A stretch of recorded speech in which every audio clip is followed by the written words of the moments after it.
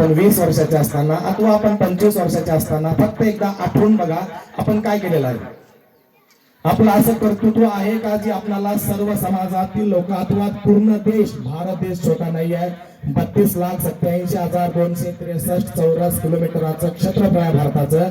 या सर्व भारतामध्ये आता सध्याच्या स्थितीला 28 राज्य आहेत आणि 8 केंद्रशासित प्रदेश आहेत.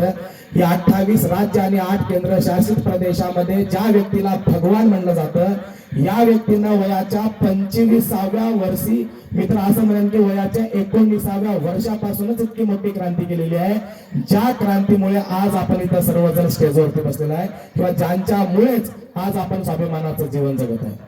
त्यामुळे त्यांची क्रांती नेमकी काय होती, त्यांना नेमकं बोलायचं काय होतं, समाजाला सांगायचं काय होतं, त्यांनी नेमकं त्यांचा हेतू काय होता किंवा त्यांचा उद्देश काय होता, तो म्हणजे साधा सोपा होता. बिरसा मुंडाजींच्या भाषेमध्ये सांगितलं उलगुलान करायचा होता. पण उलगुलान आजच्या व्यवस्थेमध्ये आणि तेव्हाच्या व्यवस्थेमध्ये वेगवेगळ्या प्रकारचे असतात, हे समजून घ्या अगोदर. बिरसा मुंडाजींचा उलगुलान कसा होता, ब्रिटिशांनी जेव्हा भारतावरती राज्य केल्याच्या नंतर त्यांनी जे त्यांचा विस्तारवादी धोरण सुरू केलं, विस्तारवादी धोरणाचा अर्थ असा होतो की थोडं थोडं करून भारतावरती साम्राज्य निर्माण करणे. आणि ब्रिटिशांनी जेव्हा भारतामध्ये विस्तारवादी धोरण सुरू केलं, या विस्तारवादी धोरणामध्ये आपण म्हणजे या देशाचे आदिवासी, या देशाचे SC ST OBC हे सर्वच्या सर्व व्यक्ती किंवा सर्वच्या सर्व समाजातील माणसं लोक या देशाचे मूळ निवासी आहेत, या देशाचे मुख्य मालक आहेत. परंतु मालक असलेल्या लोकांना किंवा मालक असलेल्या आपल्या समाजाला इथल्या ब्रिटिशांनी जे राज्य करत होते त्यांनी आपल्याला कुठेतरी बाजूला केलं आणि स्वतःचं साम्राज्य निर्माण केलं. त्या साम्राज्याच्या विरोधामध्ये बिरसा मुंडांनी आपला उलगुलान सुरू केला. परंतु इथं एक गोष्ट समजून घेणं पण तेवढेच महत्वाची आहे.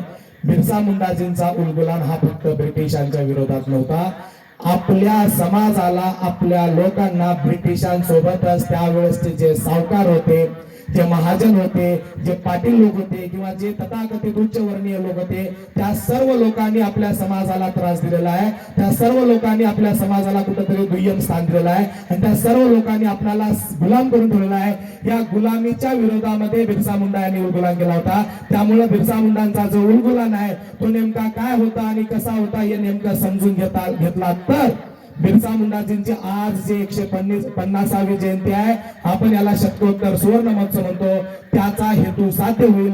नाहीतर फक्त प्रत्येक वर्षी बिरसा मुंडाजींची 15 नोव्हेंबरला जयंती येतच राहणार आहे, आपण जयंती साजरीच करत राहणार आहे. परंतु बिरसा मुंडाजींचा जो विचार आहे तो खरंच आपल्या समाजामध्ये रुजलेला आहे का, आपल्या समाज बांधवाला समजला आहे का, त्यांचा विचार जो होता तो आपल्या समाजामध्ये पसरला आहे का, हे मात्र शोकांतिकाच असेल. त्यामुळे जयंती करण्याचा हेतू असा नसतो की फक्त आली प्रत्येक वर्षाला जयंती आली, जयंती साजरी करणं, त्या माध्यमातून त्यांचा विचार न घेणं, कुठंतरी आपण त्यांच्या प्रतिमाचं पूजन करणं, परंतु त्याच्या विचारांना मारणं असं होऊ नये.